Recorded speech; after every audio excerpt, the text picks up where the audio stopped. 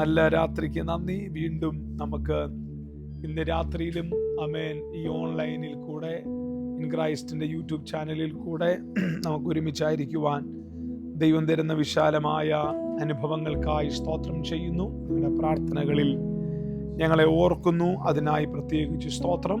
ഉണർവിൻ്റെ ആമേൻ ഈ വാതിലിൽ നിന്നുകൊണ്ട് എങ്ങനെ ഒരു സ്ഥായിയായ ഉണർവിനെ നമുക്ക് ആമേൻ പ്രാപിക്കാമെന്ന ചിന്തകളിലേക്കാണ് ഈ ദിവസങ്ങളിൽ പോയിക്കൊണ്ടിരിക്കുന്നത്. അതിനകത്ത് ഞാൻ മനസ്സിലാക്കിയ ഒരു ഉണർവുകാരൻ്റെ പേഴ്സണൽ ജീവിതം, സ്വകാര്യ ജീവിതം, അതാണ് ഈ ആഴ്ചകളിൽ നമ്മൾ ധ്യാനിക്കുകയും പഠിക്കുകയും ചെയ്തുകൊണ്ടിരിക്കുന്നത്. ഉണർവുകാരൻ്റെ സ്വകാര്യ ജീവിതം എന്ന വിഷയത്തിലാണ് നമ്മൾ ഈ ദിവസങ്ങളിൽ നിൽക്കുന്നത്.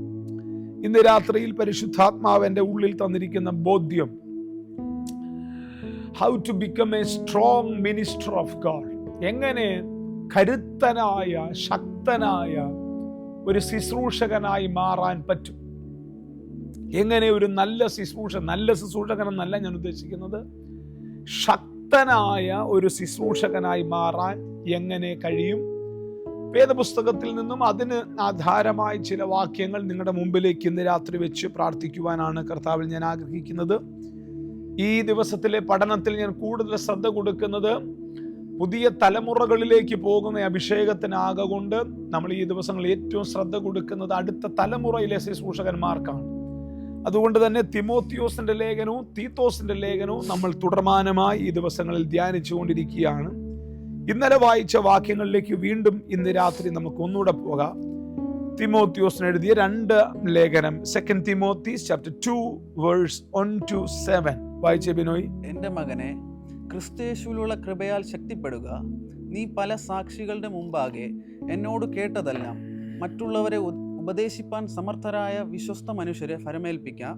ക്രിസ്തുയേശുവിന്റെ നല്ല ഭടനായി നീയും എന്നോടുകൂടെ കഷ്ടം സഹിക്കുക. പട ചേർത്തവനെ പ്രസാദിപ്പിക്കേണ്ടതിന് യാതൊരു പടയാളിയും ജീവനകാര്യങ്ങളിൽ ഇടപെടാതിരിക്കുന്നു. ഒരുത്തൻ മല്ലു കെട്ടിയാലും ചട്ടപ്രകാരം പൊരുതായികയിൽ കിരീടം പ്രാപിക്കയില്ല. അധ്വാനിക്കുന്ന കൃഷിക്കാരനാകുന്ന ആദ്യ ഫലം അനുഭവിക്കേണ്ടത്. അധ്വാനിക്കുന്ന കൃഷിക്കാരനാകുന്നു ആദ്യം ഫലം അനുഭവിക്കേണ്ടത്. ഞാൻ പറയുന്നത് ചിന്തിച്ചു കൊള്ളുക. കർത്താവ് സകലത്തിലും നിനക്ക് ബുദ്ധി നൽകുമല്ലോ. ആമേൻ. അപ്പോൾ ഈ വചനം വായിക്കുമ്പോൾ, ഉറക്കെ വായിക്കുമ്പോഴുള്ള ഗുണം എന്ന് പറയുന്നത്, നമുക്ക് തന്നെ, ഞാൻ ഈ വചനം ആദ്യമൊക്കെ വായിക്കുമ്പോൾ എനിക്ക് ഈ വായിക്കാൻ, അതിൻ്റെ ആ ഒരു സ്ട്രക്ചറിൽ വായിക്കാൻ ഭയങ്കര പ്രയാസമായിരുന്നു. ഈ ഉറക്കെ വായിച്ചാണ് അതിനെ വായിക്കുന്ന ആ ഒരു രീതി മനസ്സിലാക്കിയെടുത്തത്. അപ്പോൾ ദൈവവചനം വായിക്കുമ്പോൾ കഴിവതും നിങ്ങൾ ഈ മനസ്സിൽ ധ്യാനിച്ചു വായിക്കാതെ ഉറക്കെ വായിക്കുക. ഉറക്കെ വായിക്കുമ്പോഴുള്ള ഗുണം, നിങ്ങൾ വായിക്കുന്നത് നിങ്ങൾക്ക് തന്നെ കേൾക്കുവാനും ആ കേൾവി നമുക്ക് കൂടുതൽ നമ്മളെ ആഴത്തിലേക്ക് കൊണ്ടുപോകാനും ഇടയാകും. തിമോത്തിയോസിന്റെ 2ാമത്തെ ലേഖനം, പൗലോസിന്റെ ഫെയർവെൽ ലെറ്റേഴ്സ് എന്ന് വേണമെങ്കിൽ വായിക്കാം. പൗലോസിന്റെ ശുശ്രൂഷകളുടെ സമാപന യാത്രയയപ്പ് ലേഖനങ്ങളൊക്കെയാണ് തിമോത്തിയോസിന്റെ ലേഖനങ്ങൾ. അതിനകത്ത് പൗലോസ് പറയുന്ന ഏറ്റവും പ്രധാനപ്പെട്ട വാക്യം, so you my son B strong. B strong. എല്ലാവരും പറഞ്ഞ് സ്ട്രോങ്. ഹല്ലേലൂയ. സ്ട്രോങ്, ശക്തിപ്പെടുക. പൗലോസിന്റെ പ്രസംഗത്തിനും പൗലോസിന്റെ ശുശ്രൂഷയിലും പൗലോസ് ഈ പവർ മിനിസ്ട്രി ചെയ്തയാളാണ്. Power ministry. ഇന്ന് രാത്രി പവർ മിനിസ്ട്രിയെ കുറിച്ചല്ല ഞാൻ പറയുന്നത്. എൻ്റെ മകനെ തിമോത്തിയോസേ, നീ ക്രിസ്തുയേശുവിലുള്ള കൃപയിൽ ശക്തിപ്പെടുക. തിമോത്തിയോസിനെ കുറിച്ച് നമുക്കറിയാം. തിമോത്തിയോസിന് പല വിധത്തിലുള്ള ബലഹീനതകളുള്ള മനുഷ്യനായി. ഒന്ന്, തിമോത്തിയോസിന്റെ ശാരീരിക പ്രശ്നങ്ങൾ തിമോത്തിയോസിന് ഒത്തിരി ഉണ്ടായിരുന്നു. അതുകൊണ്ടാണ് തിമോത്തിയോസിനോട് പറയുന്നത്, നിന്റെ അജീർണതത്വ നിമിത്തം, നിന്റെ ശരീരത്തിന്റെ ബുദ്ധിമുട്ടുകൾ നിമിത്തം നീ അല്പം വീഞ്ഞു കുടിച്ചു കൊള്ളാൻ പൗലോസ് തിമോത്തിയോസിനോട് പറയുന്നത്. തിമോത്തിയോസിന് അങ്ങനെ വലിയ കായിക ബലം ഒന്നുമുള്ളയാളല്ല. വളരെ ചെറുപ്പം മുതൽ പൗലോസിന്റെ ശുശ്രൂഷയിൽ ജോയിനായ, ഏകദേശം ചരിത്രകാരന്മാർ പറയുന്ന ഒരു 13-ാമത്തെ വയസ്സ് മുതൽ തിമോത്തിയോസിന്റെ ശുശ്രൂഷ പൗലോസിന്റെ കൂടെ നടക്കുക എന്നുള്ളതായിരുന്നു. ഒരു 13 വയസ്സ് മുതൽ പൗലോസിന്റെ ജീവിതത്തിന്റെ യാത്രകളിൽ കൂടെ ഉണ്ടായിരുന്നയാളാണ് തിമോത്തിയോസ്. തിമോത്തിയോസ് രക്ഷിക്കപ്പെട്ട പട്ടണം ഒരു വലിയ മെഗാ ക്രൂസൈഡ് നടന്ന പട്ടണത്തിൽ വെച്ചല്ല തിമോത്തിയോസ് രക്ഷിക്കപ്പെട്ടത്. തിമോത്തിയോസ് ലുസ്ര എന്ന് പറയുന്ന പട്ടണം, അപ്പോസ്തല പ്രവൃത്തി 12-16 അധ്യായത്തിലാണ് തിമോത്തിയോസിനെ കുറിച്ച് എഴുതിയിരിക്കുന്ന വാക്യങ്ങൾ കിടക്കുന്നത്. 16 അധ്യായത്തിന്റെ അവൻ ദർബയിലും ലുസ്ത്രയിലും ചെന്ന് അവിടെ വിശ്വാസമുള്ള യഹൂദ സ്ത്രീയുടെ മകനായി തിമോത്തിയോസ് എന്ന് പേരുള്ള ശിഷ്യനുണ്ടായിരുന്നു. അപ്പൊ ലുസ്ത്ര എന്ന പട്ടണത്തിൽ വെച്ചിട്ടാണ് പൗലോസിന് തിമോത്തിയോസിനെ തന്റെ ശുശ്രൂഷയുടെ പങ്കാളിയായി കിട്ടുന്നത്. ലുസ്ത്രയിൽ എന്താ സംഭവിച്ചത് എന്ന് നിങ്ങൾക്കറിയാമോ എന്ന് എനിക്കറിയത്തില്ല. ലുസ്ത്രയിൽ വെച്ചിട്ടാണ് പൗലോസിന്റെ ജീവിതത്തിലെ ഏറ്റവും ഭയാനകരമായ ഒരു പെർസിക്യൂഷൻ തനിക്ക് അനുഭവിക്കേണ്ടി വന്നത്. അവിടെ വെച്ച് തനിക്ക് കല്ലേറ് കിട്ടി എന്നാണ് അപ്പോസ്തല പ്രവൃത്തിയിൽ വായിക്കുന്നത്. കല്ലേറ് കിട്ടി, അത് മാരകമായ കല്ലേറായിരുന്നു. ആ കല്ലേറ് കിട്ടിയിട്ട് അവൻ മരിച്ചുപോയി എന്ന ആളുകൾ വിചാരിച്ച് അപ്പോസ്തല പ്രവൃത്തിയിൽ വായിക്കുന്നത് അവനെ വലിച്ചിഴച്ച് പട്ടണത്തിന് പുറത്തു കൊണ്ടുപോയി. വലിച്ചിഴച്ച് പട്ടണത്തിന് പുറത്തു കൊണ്ടുപോയി. അനുപാസ്റ്ററെ, ഈ പ്ലാറ്റ്ഫോമിന്റെ അങ്ങേയറ്റം മുതൽ ഞാൻ ഇങ്ങേയറ്റം വരെ ഞങ്ങളെല്ലാം കൂടെ നിങ്ങളൊന്ന് വലിച്ചടയ്ക്കട്ടെ. ഇതൊരു വന്നാൽ ഒരു 100-300 അടി കാണും. 100-300 അടിയുള്ള ഈ സ്ഥലം ഞങ്ങൾ നിങ്ങളൊന്ന് വലിച്ചടയ്ക്കട്ടെ, നടക്കത്തില്ല. അപ്പൊ ഒരു ഉപ്പുചാക്ക് വലിച്ചടയ്ക്കുന്ന പോലെ, അല്ലെങ്കിൽ നായെ ചത്തു കിടക്കുന്ന ഒരു നായെ ഇങ്ങനെ വലിച്ചുകൊണ്ട് പോകത്തില്ല, റോഡിലൊക്കെ വണ്ടി ഇടിച്ചു കിടക്കുന്ന നായെ വലിച്ചടയ്ക്കുന്നത് പോലെ ഏകദേശം ഒരു നല്ല ദൂരം പട്ടണ വാതിൽക്കൽ വരെ വലിച്ചിഴച്ചു കൊണ്ടുപോയെന്ന്, എടുത്തോണ്ട് പോയെന്നല്ല എഴുതിയിരിക്കുന്നത്, വലിച്ചിഴച്ചു കൊണ്ടുപോയി. അവൻ മരിച്ചുപോയി എന്ന് എല്ലാവരും പ്രതീക്ഷിച്ചു. ലുസ്ത്രയിൽ വെച്ച് ശിഷ്യന്മാരെല്ലാം കൂടെ അവന്റെ ചുറ്റും കൂടി നിന്ന് പ്രാർത്ഥിക്കുമ്പോൾ ചത്തുപോയി എന്ന് പറഞ്ഞ തന്റെ ശരീരത്തിൽ ഒരു ദൈവശക്തി വ്യാപരിക്കുകയും ആ മനുഷ്യൻ ചാടി എഴുന്നേറ്റ് ചോദിക്കുകയാണ്, ഏതാണ് ഈ പട്ടണം, ഏതാണ് ഈ പട്ടണം? കൂട്ടുകാർ ആശ്ചര്യപ്പെട്ടിട്ട് ചോദിച്ചു, എന്താ ഈ പട്ടണത്തിന്റെ പേര് നീ അന്വേഷിക്കുന്ന? അല്ല, എനിക്ക് ഇവിടെയും എന്റെ കർത്താവിനെ സാക്ഷീകരിക്കണം. ഒരു പക്ഷെങ്കിൽ അങ്ങനെ ഒരു സാക്ഷീകരണത്തിന്റെ ഭാഗമായിട്ടായിരിക്കാം തിമോത്തിയോസ് എന്ന് പറയുന്ന ചെറുപ്പക്കാരൻ പൗലോസിന്റെ ശുശ്രൂഷയുടെ കൂടെ കൂടിയത്. ശ്രദ്ധിക്കുക, പൗലോസിന്റെ കാറ് കണ്ടുകൂടിയവനല്ല, പൗലോസിന്റെ വീട് കണ്ടുകൂടിയവനല്ല, പൗലോസിന്റെ യാത്രകൾ കണ്ടുകൂടിയവനല്ല, പൗലോസിന്റെ പോപ്പുലാരിറ്റി കണ്ടുകൂടിയതല്ല. പൗലോസിന്റെ ജീവിതത്തിലെ ഏറ്റവും ക്രൂരമായ പീഡ കണ്ടുകൂടെ കൂടിയവനാണ് തിമോത്തിയോസ്. ഹല്ലേലൂയ. എത്ര പേര് ഇന്ന് രാത്രി എൻ്റെ കൂടെ ഉണ്ട് എന്ന് എനിക്കറിയത്തില്ല. നമ്മളൊക്കെ പലരുടെയും കൂടെ കൂടുന്നത് ആ മനുഷ്യന്റെ പീഡ കണ്ടിട്ടും കൂടെ കൂടിയവരല്ല. നമ്മളൊക്കെ പലരുടെയും കൂടെ കൂടുന്നത് അവരുടെ പോപ്പുലാരിറ്റി കണ്ട്, അവർ വരുന്ന വാഹനങ്ങൾ കണ്ട്, അവരുടെ ഫാൻസിന്റെ അല്ലെങ്കിൽ അവരുടെ ആ ശുശ്രൂഷയുടെ തിളക്കം കണ്ടൊക്കെയാണ് നമ്മളിൽ പലരും പലരുടെയൊക്കെ കൂടെ കൂടിയിരിക്കുന്നത്. പക്ഷെ തിമോത്തിയോസ് എന്ന് പറയുന്ന ആ ചെറുപ്പക്കാരൻ, 13 വയസ്സുള്ള ചെറുപ്പക്കാരൻ, തിമോത്തിയോസ് പൗലോസിന്റെ കൂടെ കൂടുമ്പോൾ 13 വയസ്സ്. ദാവീദ് കടുവയെ കീറുമ്പോൾ 13 വയസ്സ്. കരടിയെ വലിച്ചു കീറുമ്പോൾ 13 വയസ്സ്. ഹല്ലേലൂയ. ഞാൻ അത്രയും പറഞ്ഞ് ഈ 13-ാമത്തെ വയസ്സിന്റെ ഒരു കാര്യം പറഞ്ഞതേ ഉള്ളൂ. ഞാനിങ്ങനെ മനസ്സിൽ ഇങ്ങനെ ചിന്തിക്കാറുണ്ട്. ഞാൻ ഒരിടത്ത് പോകുന്നു, ശുശ്രൂഷ, എനിക്ക് ഭയങ്കര പീഡ ഉണ്ടാകുന്നു, എനിക്ക് ഭയങ്കരമായ കല്ലേറ് കിട്ടുന്നു, ഞാൻ ചത്തുപോയി എന്ന് ആളുകൾ വിചാരിച്ച് നിൽക്കുന്ന ഒരു സമയത്ത് 13 വയസ്സുള്ള ഒരു കുഞ്ഞിനെ വീട്ടിൽ നിന്ന് അവന്റെ കൂട്ടത്തിൽ വിട്ടുകൊടുക്കൂ? നമ്മുടെ ചിന്ത ഈ ഉണർവ് വരുന്ന റൂട്ടുകളാ പ്രിയപ്പെട്ട. എങ്ങനെ ഉണർവുകൾ വരും? ഒരു ഉണർവുകാരന്റെ മൈൻഡ് സെറ്റ്, ഒരു ഉണർവുകാരൻ ഉണ്ടാകുന്നത് എങ്ങനെ? അതൊക്കെയാ നമ്മുടെ ചിന്ത. അല്ലാതെ ഉണർവ് യോഗം എന്ന് പറഞ്ഞ് കുറച്ചു നേരം കൈയടിക്കാൻ വേണ്ടി അല്ല ഇന്ന് രാത്രി ഞാൻ ഇവിടെ ഇരിക്കുന്നു. ഞാൻ പഠിച്ചതും ഞാൻ മനസ്സിലാക്കിയതുമായ കുറെ യാഥാർത്ഥ്യങ്ങളിലേക്ക് നിങ്ങളെ എത്തിക്കുക എന്നുള്ളതാണ് എന്റെ ചിന്ത. പക്ഷെ അന്ന് രാത്രിയില് തിമോത്തിയോസിന്റെ വീട്ടുകാര് തിമോത്തിയോസിനെ വിട്ടു, പൗലോസിന്റെ കൂടെ പൊക്കോളാൻ പറഞ്ഞു. ഹല്ലേലൂയ. എന്ത് കണ്ടിട്ടാ ബിനോയ് വന്നതെന്നറിയോ? കല്ലേറ് കണ്ടിട്ട്. ആമേൻ. അവൻ ചത്തുപോകുമെന്ന് കാണുന്ന ആ കാഴ്ചപ്പാട് കണ്ടിട്ട്. ഹല്ലേലൂയ. ഗ്രഹാം സ്റ്റെയിൻസിനെ ചുട്ടുകൊന്ന സ്ഥലത്തേക്ക് നിന്റെ 13 വയസ്സുള്ള മോനെ നീ വിടുവോ? ഹല്ലേലൂയ. നമ്മൾ ഈ ഒരു ഭാഗത്ത് ഉണർവ് എന്ന് പ്രസംഗിച്ചുകൊണ്ടിരിക്കുമ്പോഴും ഒരു ഉണർവുകാരന്റെ മൈൻഡ് സെറ്റിലേക്ക് നമ്മൾ ഇതുവരെ എത്തിയിട്ടില്ല. ഒരു ഉണർവുകാരന്റെ മൈൻഡ് സെറ്റിലേക്ക് നമ്മൾ ഇതുവരെ കയറിയിട്ടില്ല. ഓക്കെ, മടങ്ങി വരാം. നിങ്ങൾക്ക് ആർക്കെങ്കിലും ഒക്കെ ഇത് പ്രയോജനപ്പെടട്ടെ എന്നുള്ള പ്രാർത്ഥനയോടുകൂടെ.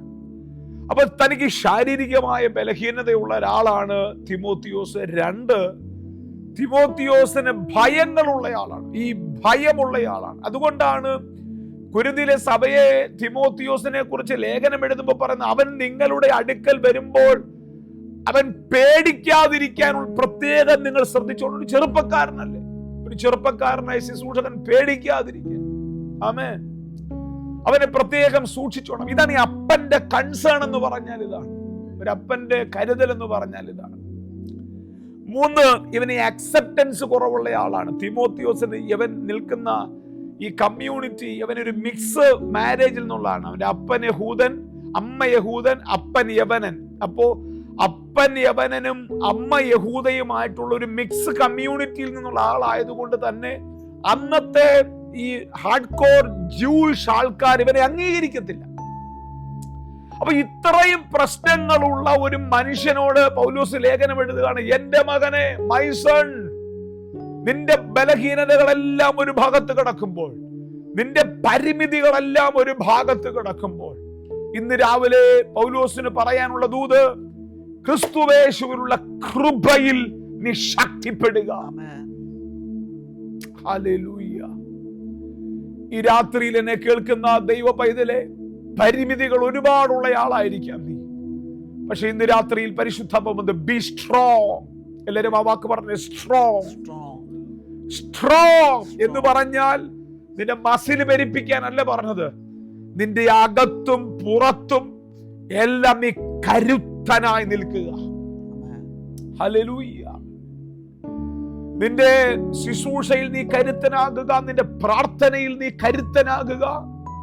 നിന്റെ അകത്തും ഇൻവേർഡും ഔട്ട്വേർഡുമുള്ള ഒരു കരുത്ത് നിനക്ക് ലഭിക്കട്ടെ എന്നാണ് പൗലോസ് അവിടെ പറഞ്ഞിരിക്കുന്നത്. ഹല്ലേലൂയ. അപ്പൊ ഇന്ന് രാത്രിയിലെ എന്റെ ചിന്ത, കരുത്തനായ ഒരു ശുശ്രൂഷകൻ എങ്ങനെ ഉണ്ടായി വരും? എങ്ങനെ കരുത്തുറ്റ, കായികബലമുള്ളതല്ല ഞാൻ പറയുന്നത്, സ്ട്രോങ് ആയ ഒരു ശുശ്രൂഷകനെ എങ്ങനെ ഉണ്ടാക്കിയെടുക്കാൻ പറ്റും? ഉണർവ് എപ്പോഴും ഒറ്റപ്പെടുത്തലുകളാണ് പ്രിയപ്പെട്ടത്.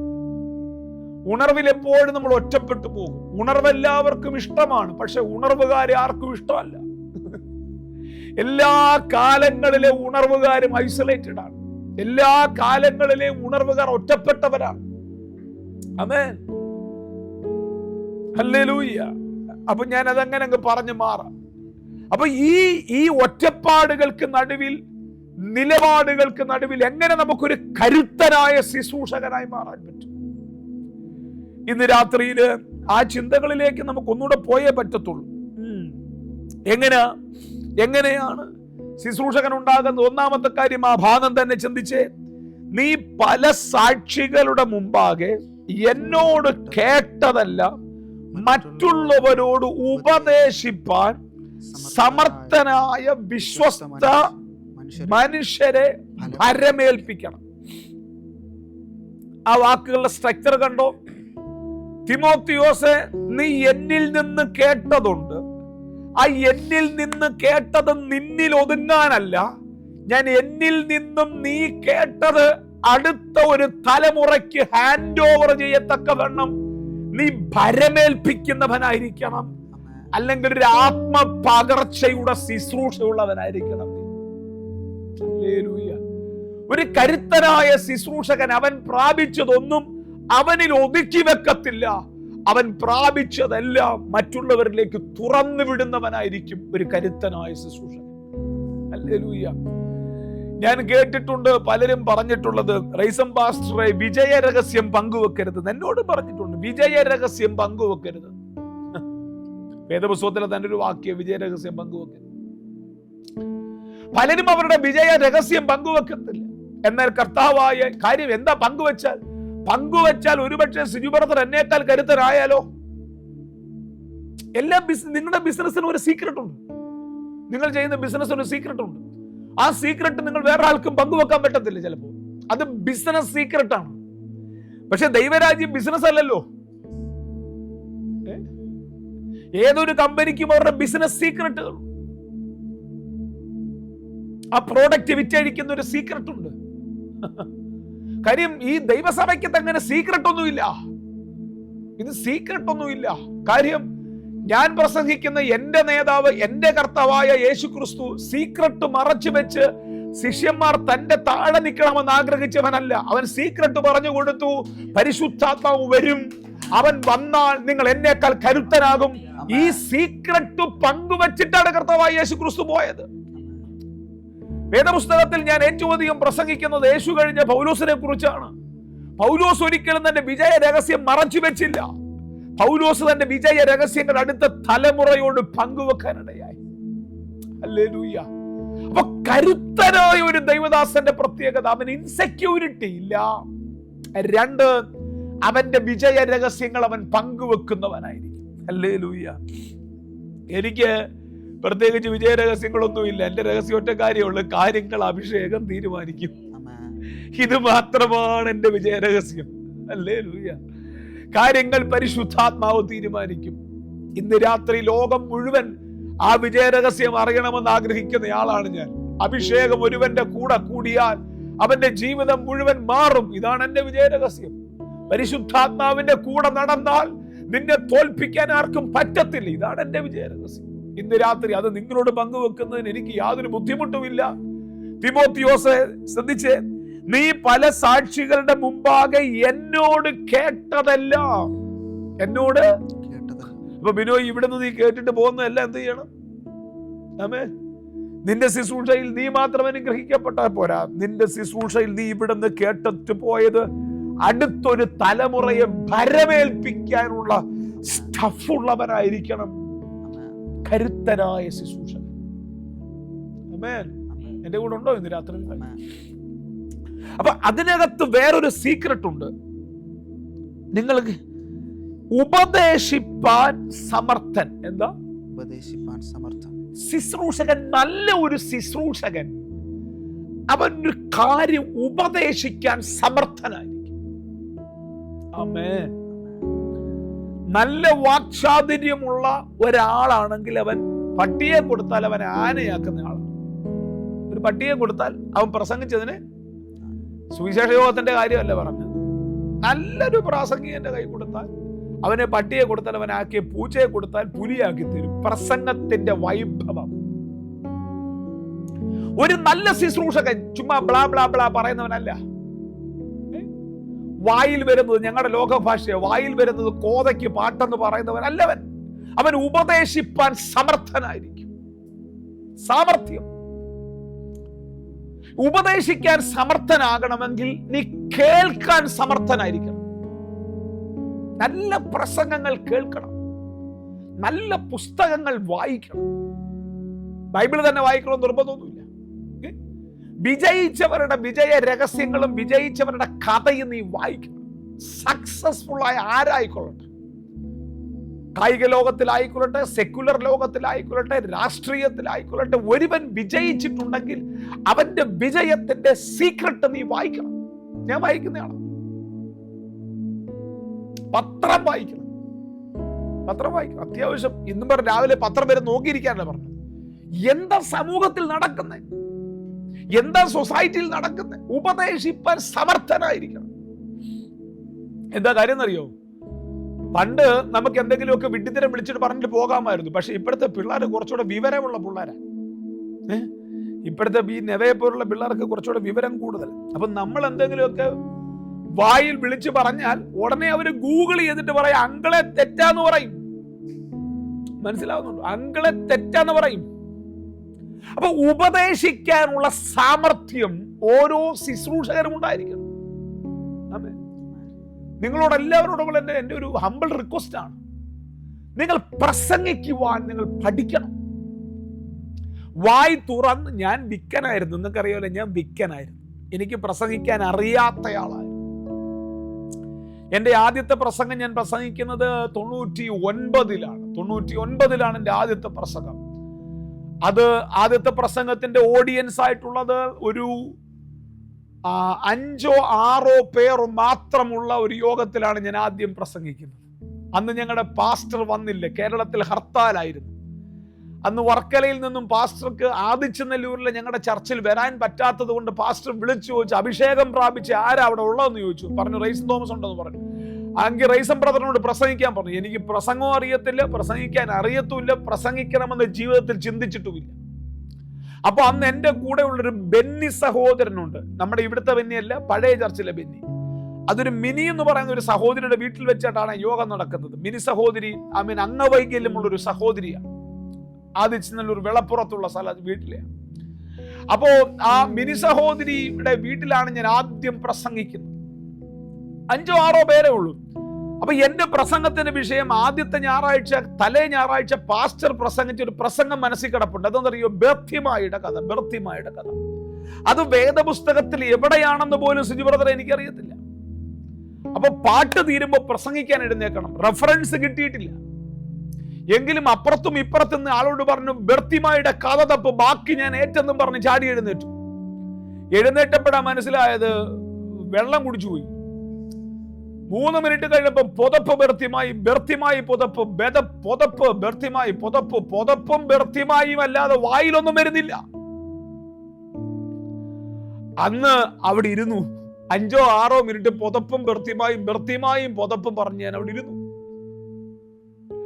പക്ഷെ അന്ന് എന്റെ മനസ്സിനകത്ത് ഒരു ആഗ്രഹം ഉണ്ടായി, ഒരു നല്ല പ്രാസംഗികനാണ്, ഒരു നല്ല ഒരു പ്രാസംഗികനാണ്, ആളുകൾ ശ്രദ്ധിക്കുന്ന ഒരു പ്രഭാഷകനായി മാറും. ആമേൻ. പിന്നീട് ഈ വിക്ക് മാറാൻ എന്താ ചെയ്തെന്നറിയോ ബിനോയെ? അന്ന് നമ്മളെ ചർച്ചയിലാരും വിളിക്കത്തില്ലല്ലോ മക്കളെ. അജോ എന്താ ചെയ്യുന്നറിയോ? അന്ന് ഞങ്ങൾക്ക് പൗൾട്രി ഫാം ഉണ്ട്. പൗൾട്രി ഫാം, ഇറച്ചിക്കോഴിയുടെ ബിസിനസ് ഉണ്ട്. പപ്പ പെൻഷനായി വീട്ടിൽ നിൽക്കുക. കോഴിയായിട്ടിരിക്കുന്ന ഷെഡിനകത്ത് കിടന്ന് വായി തുറന്ന് പ്രസംഗിക്കും.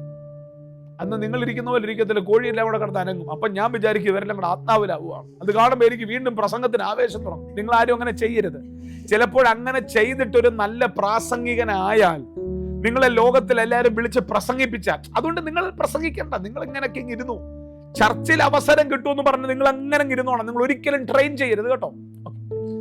പിന്നെ ഞങ്ങളുടെ പപ്പയുടെ അധ്വാനത്തിൽ പപ്പ സമ്പാദിച്ച കുറെ റബ്ബർ തോട്ടം. ആ റബ്ബറിന്റെ തോട്ടത്തിൽ കയറി നിന്ന് വായു തുറന്നുറക്കെ പ്രസംഗിക്കും. വിക്കനായ എന്റെ പ്രസംഗത്തിന്റെ ശൈലി മാറിയതും മാറ്റിയതുമെല്ലാം ഇങ്ങനെയാ.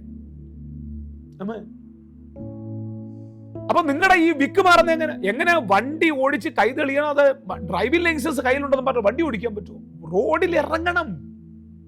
നിങ്ങൾ റബ്ബർ തോട്ടത്തിൽ പോകുന്ന ആണക്കെടാണെങ്കിൽ നീ നിന്റെ വീടിനകത്ത് മുറിക്കകത്ത് കതവൊക്കെ അടച്ചിട്ട് കണ്ണാടി നോക്കി നിന്നോട് തന്നെ പ്രസംഗിക്കണം. എന്നിട്ട് ഒക്കുമെങ്കിൽ നിന്റെ പ്രസംഗം ഷൂട്ട് ചെയ്തിട്ട് നീ ഒന്ന് കേട്ടു നോക്കണം. അത് എങ്ങനെയുണ്ട്, ആൾക്കാർ കേൾക്കുമോ എന്ന് നീ ഒന്ന് കേട്ടു നോക്കണം. നിങ്ങൾ ആരും ഒന്നും മിണ്ടുന്നില്ലല്ലോ. നമ്മുടെ പ്രസംഗം മറ്റുള്ളവർ അങ്ങനെയൊക്കെയാ വളരുന്നേ. അല്ലാതെ ഇങ്ങോട്ട് വന്ന് റൈസച്ചാൻ ഒരു പുതപ്പിട്ടു, ഞാൻ അങ്ങനെ ഒന്നും ആകത്തില്ലെന്നേ. നമ്മുടെ ഇടയിൽ നല്ല പ്രാസംഗികരും. നബിയുടെ പ്രസംഗം എനിക്ക് ഭയങ്കര ഇഷ്ടമാണ്. നന്നായിട്ട് പ്രസംഗിക്കും. പ്രസന്റേഷൻ സൂപ്പറാ മോളെ, നല്ല പ്രസന്റേഷനാ. അത് ഒരാളുടെ ഒരു ഉള്ള കാര്യത്തിൽ പറയാൻ ബുദ്ധിമുട്ടുണ്ട്. നന്നായിട്ട് പ്രസംഗിക്കും. അപ്പൊ ഇങ്ങനെയാണ് ഞാൻ പ്രസംഗിച്ച് ശീലിച്ചത്. ആരംഭ സമയങ്ങളിൽ നമുക്ക് അവസരങ്ങളുമില്ല, ഒന്നുമില്ല. റബ്ബർ തോട്ടത്തിൽ നിന്ന് പ്രസംഗിക്കുക, പാടാൻ അറിയത്തില്ല. ബാത്റൂമിൽ നിന്ന് പാടാൻ എന്നാ കുഴപ്പമില്ല. ബാത്റൂമിൽ നിന്ന് പാടിയുള്ള ഗുണം എന്താന്ന് എനിക്ക് അടുത്ത ദിവസങ്ങളിൽ പിന്നെ മനസ്സിലായത്. ഈ ബാത്റൂമിൽ നിന്ന് പാടുമ്പോൾ ഡിലേ കിട്ടും, ഡിലേയും എക്കോയൊക്കെ കിട്ടും. അജോ ഈ ദിവസങ്ങളെ മോനെ എനിക്ക് മനസ്സിലായി എന്താ ഈ പാട്ട്, ബാത്റൂമിലെ പാട്ട്.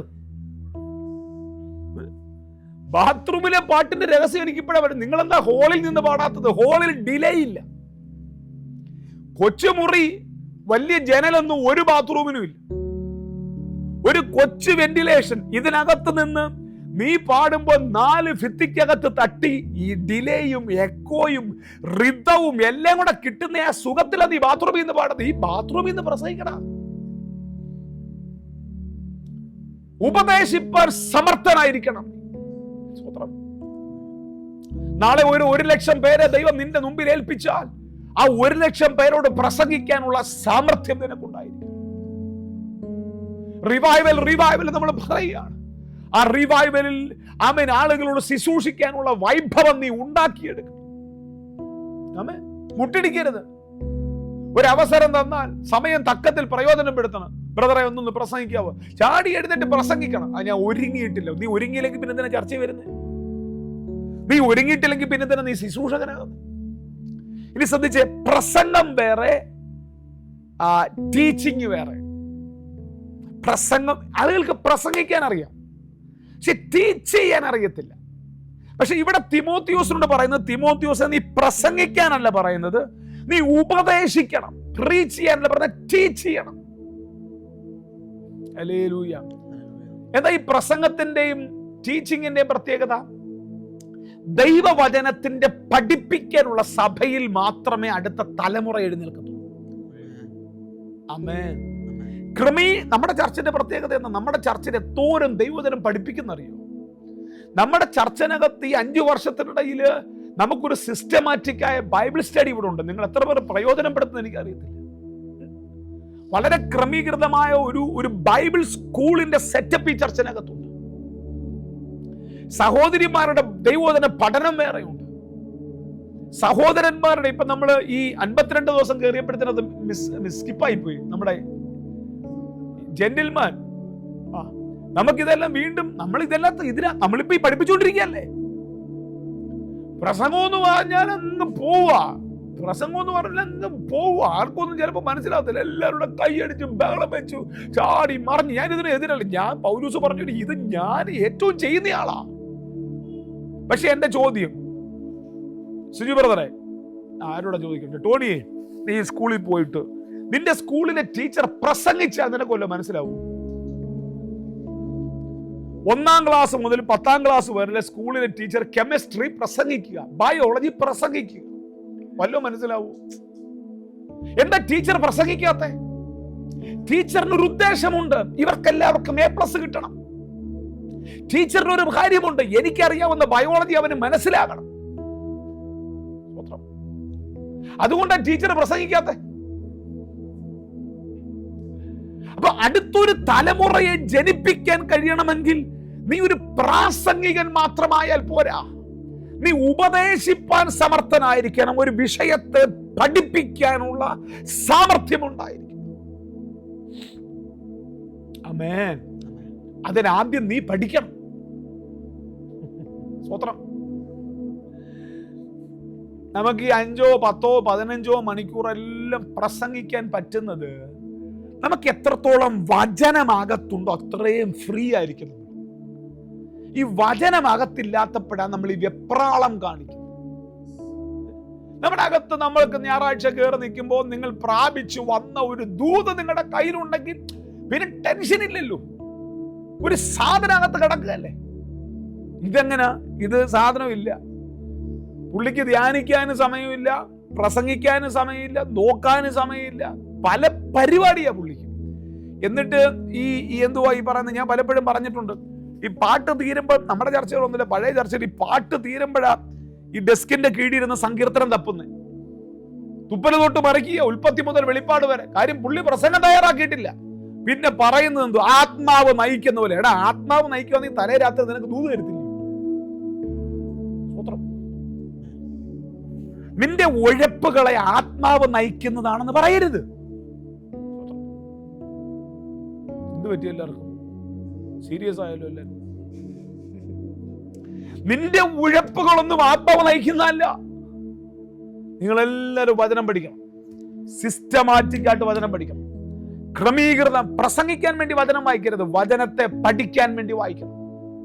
അപ്പോ നീ പല സാക്ഷികളുടെ മുമ്പാകെ എന്നോട് കേട്ടതെല്ലാം മറ്റുള്ളവർ ഉപദേശിപ്പാൻ സമർത്ഥരായ വിശ്വസ്ത മനുഷ്യരെ ഫലമേൽപ്പിക്കാം. അപ്പൊ ശ്രദ്ധിച്ചേ, ഞാൻ, നീ, മറ്റുള്ളവർ. ഇതൊരു ബ്രിഡ്ജാ തിമോത്തിയോസ്. ഞാൻ, നീ, നീ ഏൽപ്പിക്കുന്നവർ. തലമുറകളുടെ നടുവിൽ നിൽക്കുന്നവനാണ് നല്ല ശുശ്രൂഷകൻ. ചിലർക്ക് കേൾക്കാൻ ഒരു പൗലോസും ഇല്ല, ജനിപ്പിക്കാൻ ഒരു തീത്തോസും ഇല്ല. ഞാൻ തന്നെ അപ്പോസ്തലൻ, ഞാൻ തന്നെ തീത്തോസ്, ഞാൻ തന്നെ തിമോത്തിയോസ്, ഞാൻ തന്നെ പൗലോസ്. നീ ഒരിക്കലും ഒരു നല്ല ശുശ്രൂഷകനല്ല. നീ ഒരിക്കലും ഒരു നല്ല ശുശ്രൂഷകനല്ല. എന്നോട് കേട്ടത് ഞാൻ, പൗലോസ് പറയുക, ഞാൻ, നീ പ്രാപിച്ചത് നീ കൊടുക്കാനിരിക്കുന്നു. ചേർന്നൊരു ഹല്ലേലൂയ പറയാമോ? ആമേൻ. ഉണ്ടോ? മൂന്നാമത്തെ വാക്യം കൂടെ വായിച്ച് ഇന്ന് നിർത്താം. 7-ാം വാക്യത്തിലേക്ക് നാളെ പോകാം. ക്രിസ്തുവേശുവിന്റെ നല്ല ഭടനായി നീയും എന്നോട് കൂടെ കഷ്ടം സഹിക്കുക. അപ്പോ ഒരു നല്ല സുവിശേഷ വേലക്കാരൻ, ഒരു പവർഫുൾ മിനിസ്റ്റർ എന്ന് പറയുന്നത് അവൻ എന്ത് ത്യാഗവും സഹിക്കാൻ തയ്യാറുള്ളവനായിരിക്കും. എന്നോടുകൂടെ കഷ്ടം സഹിക്കും. സുവിശേഷം അറിയിക്കുന്നവനെ കഷ്ടമുള്ളൂ. നിങ്ങൾക്കറിയാവോ, നമ്മളിൽ പലരും സുവിശേഷം അറിയിക്കാത്ത സുവിശേഷ വേലക്കാരാണ്. നമ്മൾ ആരോ ഉണ്ടാക്കിയിട്ടിരിക്കുന്ന പോസ്റ്ററും ആരോ ഉണ്ടാക്കിയിട്ടിരിക്കുന്ന പ്ലാറ്റ്ഫോമിലും കുറെ പെന്തക്കോസുകാരോട് പ്രസംഗിക്കുന്ന ആൾക്കാരാണ് നമ്മളൊരു വ്യക്തിയോട് സുവിശേഷം അറിയിച്ചിട്ട് എത്ര നാളായി? നമ്മളൊരു പുതിയ വ്യക്തിയോട് സുവിശേഷം പറഞ്ഞിട്ട് എത്ര നാളായി?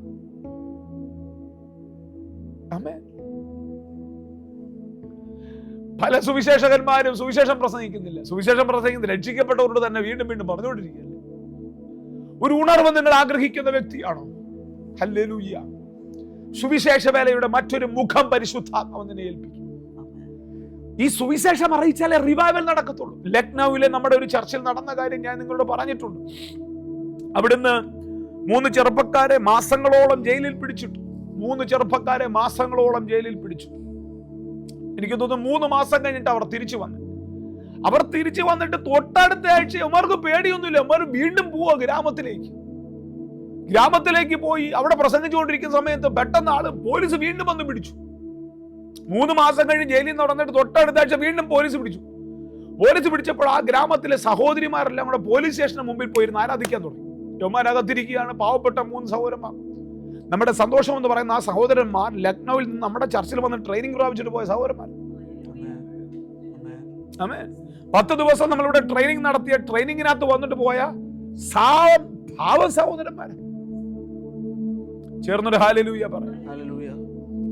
സഹോദരിമാരെല്ലാം കൂടെ ചർച്ചിന്റെ പുറത്തിരുന്ന് ആരാധിക്കാൻ തുടങ്ങി. ചർച്ചിന്റെ പുറത്തിരുന്ന് സഹോദരിമാർ ആരാധിച്ചപ്പോൾ സംഭവിച്ചത്, തൊട്ടപ്പുറത്ത് ചായക്കട നിൽക്കുന്ന ഒരു സഹോദരിക്ക് ഭൂതം മാനിഫെസ്റ്റ് ചെയ്തിട്ട് സഹോദരിമാരെല്ലാം കൂടെ ആരാധനയും കൂട്ടി ഭൂതം കടന്ന് ബഹളം വെക്കുക.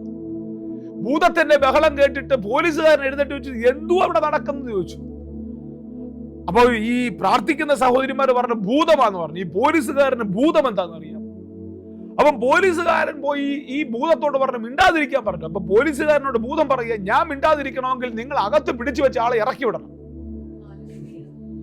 അയാള് വന്നാൽ ഞാൻ മിണ്ടാതെ പൊക്കോളാം. ഇതാദ്യം വിചാരിച്ചു, ഈ പോലീസുകാരൻ ഈ ചായക്കടക്കാരൻ സ്ത്രീയെ വർഷങ്ങളായിട്ട് അറിയാം മോളെ. എന്താ സംഭവിച്ചത്?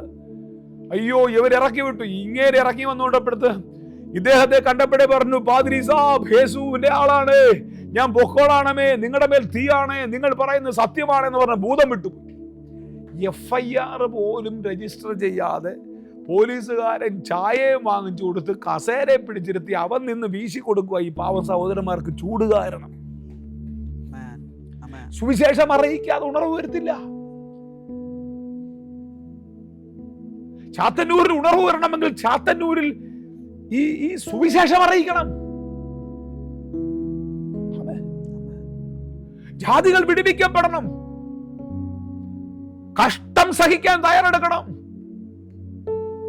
ഹല്ലേലൂയ. സുവിശേഷ നിമിത്തം ഒരടിയെങ്കിലും കൊള്ളണം കേട്ടോ. പറഞ്ഞിട്ട് കാര്യം ഒരടിയെങ്കിലും ഞങ്ങൾ കൊണ്ടിട്ടുണ്ട്.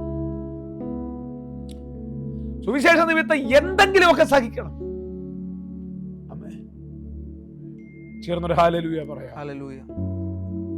എനിക്ക് ആത്മാവിൽ മനസ്സിലാകുന്നത് ഒരു വലിയ ഉണർവ് നടക്കാൻ പോവാ.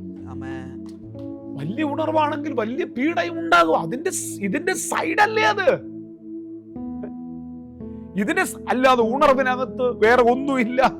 ഇവിടുത്തെ ആളുകളെല്ലാം നമ്മൾ പ്രസംഗിക്കുന്ന പോലെ ഉണർവ് ദേശത്ത് നടന്ന് ഇവിടുത്തെ കോളനികളും ഇവിടുത്തെ ക്ഷേത്രങ്ങളും ഇവിടുത്തെ പള്ളികളും എല്ലാം യേശുവിന്റെ നാമത്തിൽ ആരാധന തുടങ്ങിക്കഴിഞ്ഞാൽ ഇവിടുത്തെ ആൾക്കാരെന്താ കണ്ണും നോക്കിയിട്ടിരിക്കോ? നിനക്കിട്ട് ഏറെ കിട്ടും. അതതിനകത്തുള്ളതാ. ബലമുള്ള വൃക്ഷത്തിന് ഏറുണ്ട് പ്രിയപ്പെട്ടവരെ. നീ ഉപയോഗിക്കപ്പെടാൻ തുടങ്ങിയാൽ വിമർശനങ്ങളുണ്ട്. പക്ഷെ എന്റെ മകനെ തിമോത്തിയോസേ, നീ ക്രിസ്തുയേശുവിന്റെ കൃപയിൽ ശക്തിപ്പെട്ടോണം. ചേർന്നൊരു ഹല്ലേലൂയ പറയാം. ഞാൻ ആത്മാവിൽ കാണുന്നു ഈ ദിവസങ്ങളിൽ പരിശുദ്ധാത്മാവിന്റെ വലിയ കാറ്റ് നടക്കാം. ഹല്ലേലൂയ. ഞാനൊരു വാക്ക് ഇന്ന് രാത്രി എന്നെ കേൾക്കുന്നവരോട് പറയാം. ഒരു വൈറൽ റിവൈവൽ നമ്മൾ കാണാൻ പോവാം. ഹല്ലേലൂയ. ഒരു വൈറൽ റിവൈവലിലേക്ക് നമ്മൾ കയറാൻ പോവാം. ചില കണ്ടന്റുകൾ വൈറലായെന്ന് കേട്ടിട്ടില്ലേ? നിന്റെ പ്രസംഗങ്ങൾ വൈറലാകും. നിന്നിൽ കൂടെ എന്റെ ദൈവം ചെയ്യുന്ന ഹീലിംഗ് മിനിസ്ട്രികൾ വൈറലാകും. എന്റെ ദൈവം നിന്നെ ഉപയോഗിക്കുന്നത് ലോകരാജ്യങ്ങൾ മുഴുവൻ വൈറലാകും. ഒരു വൈറൽ റിവൈവൽ ഉണ്ടാകാം. അതിന് ദൈവത്തിന്റെ കരുത്തരായ ശുശ്രൂഷകന്മാരെ. ഹല്ലേലൂയ. അതിന്റെ താഴേക്കുള്ള വാക്യങ്ങൾ ദൈവം വെച്ചാൽ ഞാൻ നാളെ രാത്രി തൊട്ടോളാം. ഇന്ന് രാത്രി നമുക്കൊന്ന് പ്രാർത്ഥിക്കാം. കർത്താവേ, എന്നെ കരുത്തനായ ഒരു ശുശ്രൂഷകനാക്കി മാറ്റണം. എത്ര പേര് ഇന്ന് രാത്രി പ്രാർത്ഥിക്കും? ഉപദേശിക്കാനുള്ള സാമർഥ്യം എനിക്ക് തരണമേ. ഹല്ലേലൂയ. എന്റെ പ്രസംഗം കഴിയുമ്പോൾ ഞാൻ എന്താ പ്രസംഗിച്ചതെന്ന് ആളുകൾക്ക് മനസ്സിലാകത്തക്കവണ്ണം കർത്താവേ, എന്നെ ഉപദേശിപ്പാൻ സമർത്ഥനായി മാറണമേ. ആമേൻ. എന്നെ പഠിപ്പിക്കാനുള്ള ദൈവത്തിന്റെ കൃപ തരണമെന്ന് പ്രാർത്ഥിക്കുന്നു. ദൈവവചനം പഠിപ്പിക്കാൻ. ആമേൻ. ഇന്ന് രാത്രി എത്ര പേർ പ്രാർത്ഥിക്കും? ഞാനിത് പറഞ്ഞുകൊണ്ടിരിക്കുമ്പോൾ തന്നെ ചിലരുടെ മേൽ ആ വചന വെളിപ്പാടുകൾ യേശുവിന്റെ നാമത്തിൽ വരട്ടെ.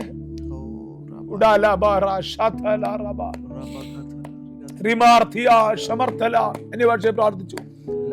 ചില മിനിറ്റുകൾ പ്രാർത്ഥിച്ചു. ഉപദേശത്തിന്റെ വല്ല കാറ്റിനാലും അലഞ്ഞു ഉഴലുന്ന ശിശുക്കളാകാതെ സ്നേഹത്തിൽ സത്യം സംസാരിച്ച് ദൈവവചനത്തിൽ റൂട്ടഡായ ഒരു ജനറേഷൻ എഴുന്നേറ്റ് വരട്ടെ. ഉപദേശിക്കാനുള്ള സാമർത്ഥ്യം.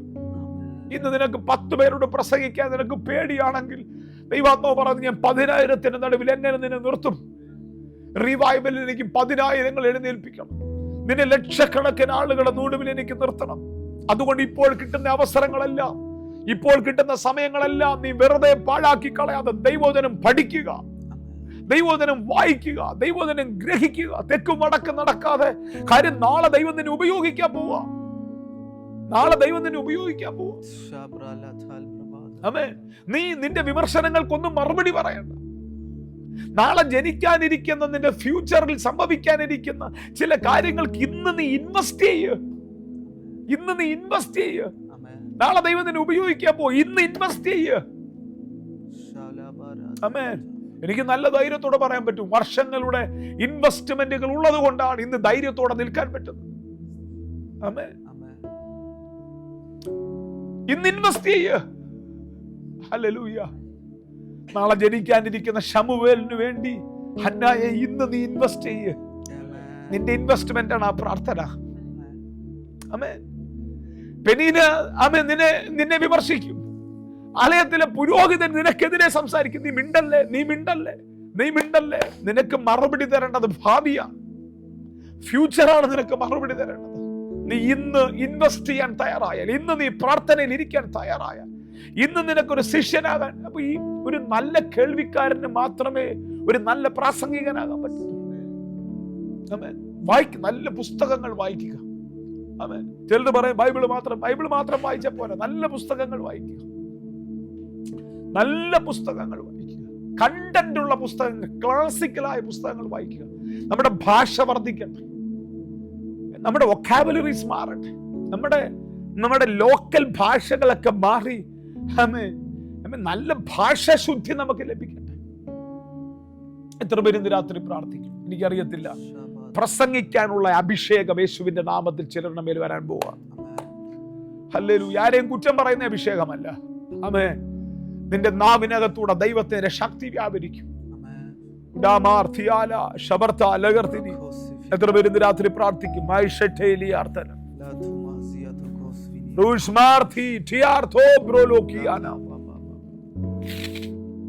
കർത്താവേ, ഞങ്ങൾ ഒരുമിച്ച് പ്രാർത്ഥിക്കുന്നു. ശക്തനായ ശുശ്രൂഷകന്മാരെ എഴുന്നേൽപ്പിക്കണേ. ഞങ്ങളെയും കുറച്ചുകൂടെ കരുത്തരാക്കണം. പൗലോസ് തിമോത്തിയോസിനോട് പറഞ്ഞിരിക്കുന്ന ഈ വാക്ക്, so you my son be strong, be strong. എല്ലാവരും പറഞ്ഞ strong, be strong. അകത്തും പുറത്തും വൈകാരികമായിട്ടും ഇമോഷണലി ഒക്കെ ഭയങ്കര സ്ട്രോങ് ആയിരിക്കും. അല്ലാതെ ഈ തൊട്ടവാടിയെ പോലെ ആരെങ്കിലും എന്ന് പറഞ്ഞു വാടി. പണ്ട് ഞാൻ പറഞ്ഞിട്ടുള്ളതാ, വഴി കൂടെ പോകുന്നവനല്ല ആരെ തൊടുന്നതെന്ന് അറിയോ? ഈ തൊട്ടാവാടിയെ തൊടത്തുള്ളൂ. ആരെങ്കിലും ഓലയെ തൊട്ടിട്ടുണ്ടോ? ശ്രീ ബ്രദറെ, ജയശ്രീയെ, ചേമ്പിന്റെ ഇലക്കകത്ത് ആരെങ്കിലും തൊട്ടിട്ടുണ്ടോ? ഇങ്ങനെ തൊട്ടിട്ടുണ്ടോ? ചേമ്പിന്റെ ഇലക്കകത്ത് അടി കൊടുക്കും. അല്ലാതെ ഈ തൊട്ടിട്ടുണ്ടോ ചേമ്പിന്റെ ഇലക്കകത്ത്? പിന്നെ ഇതിനകത്ത് തൊടുന്നേ തൊട്ടാവാടി. എന്താ കാര്യം? നീ വാടുവോന്ന് അവനറിയാം, നീ വാടുവോന്ന് അറിയാവുന്ന ഇങ്ങനെ നീ വാടത്തില്ലെന്ന് കണ്ട ഒരുത്തരും നിന്നെ തൊടത്തില്ല. അവർക്കറിയാം തൊട്ടാവാടും. അതാ പറഞ്ഞ തൊട്ടാവാടി. നീ തൊട്ടാവാടിയല്ല, നീ ഇമോഷണലി സ്ട്രോങ് ആണ്. നമുക്ക് ഒരുമിച്ച് പ്രാർത്ഥിക്കാം. കർത്താവേ, ആ നിലയിൽ ഒരു അഭിഷേകം യേശുവിന്റെ നാമത്തിൽ ഈ തലമുറകളുടെ മേൽ വീഴട്ടെ. അങ്ങയുടെ നാമം ചൊല്ലി നിന്റെ മക്കളെ അനുഗ്രഹിച്ചു പ്രാർത്ഥിക്കുന്നു. അത്ഭുതകരമാമണ്ണം നീ ഉപയോഗിക്കണമേ. കരുത്തരായ ശുശ്രൂഷകളായി ഞങ്ങളെ തീർക്കണമേ. ഈ രാത്രിയിൽ ഞങ്ങളെ സൂക്ഷിക്കും യേശുവിൻ നാമത്തിൽ തന്നെ. നാളെ രാത്രി വീണ്ടും കാണാം. God bless you.